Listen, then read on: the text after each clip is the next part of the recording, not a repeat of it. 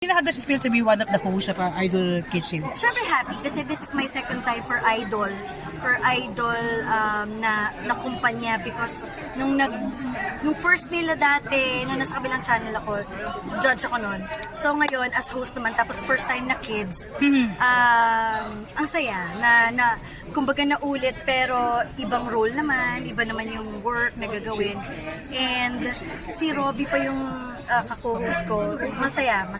Medyo emotional ng mga bata, hindi ka ba nag-o-or pag ganyan, syempre? Meron akong mga moment na pinaghahandaan ko paano pag may reaction yung magulang na parang taliwas sa paniniwala ko, paano ko yun paano ko siya i-control or kung paano ko man ma-share yung kung ano man yung feelings ng isang nanay na nanggaling din ako sa mga ganyang bata. Totoo yun. So, in fairness naman, may mga open naman na nakikinig talaga and wala naman kami na-experience na violent reaction or something.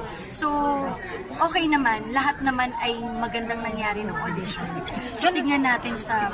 You're very happy with your personal life. Yes. I know that. Anong sekreto na pwedeng share? Kasi daming nagkakagulo ngayon right now and ikaw anong meron? Anong siguro sekreto? Pagka ang center nyo ay si God talaga, from your husband hanggang sa kung sino man ang miyembro ng sa bahay, yung mga kasama sa bahay, yung mga tumutulong sa amin sa bahay, ay kumbaga nandun yung prayers and everything at na kumbaga very, parang masabing thankful, grateful sa nangyayari.